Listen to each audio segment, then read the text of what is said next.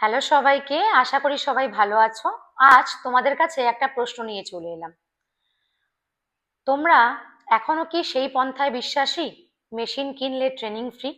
আজকের যুগে প্রচুর নতুন নতুন মেশিন বেরোচ্ছে স্কিন হেয়ারের জন্য।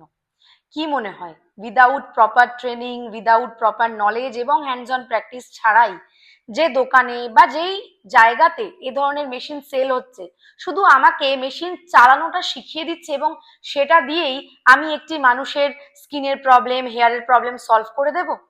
আর সলভ করার থেকেও বড় কথা, একটা মানুষের স্কিন এবং হেয়ার তার কাছে একটা স্বপ্ন, তার কাছে একটা অ্যাসেট। নষ্ট হলে কিন্তু ফিরে আসে না, ফেরাতে গিয়ে মানুষের জীবনটাই কিন্তু কেটে যায় প্রায়।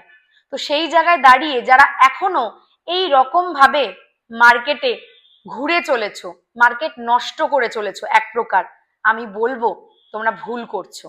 তার কারণ অ্যাজ এ টিচার আমি তোমাদেরকে বলতে পারি, একটা সঠিক ট্রেনিং যদি তুমি না নাও, তোমার কাছে সেই প্রপার নলেজ থাকে না, সেই বিষয়ে যদি তোমার কাছে সঠিক নলেজ না থাকে, তুমি কাস্টমার হ্যান্ডলিং করতে পারবে না।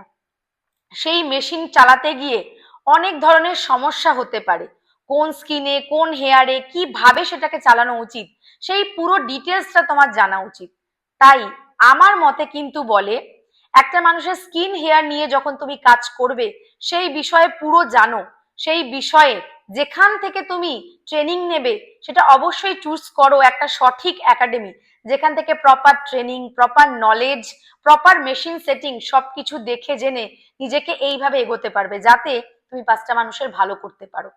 আর সেখান থেকেই কিন্তু তোমার রেফারেন্স আসবে, কারণ যখন তুমি একজনের ভালো করবে, সে কিন্তু আরো পাঁচটা মানুষের মধ্যে তোমার কাজ ছড়িয়ে দেবে।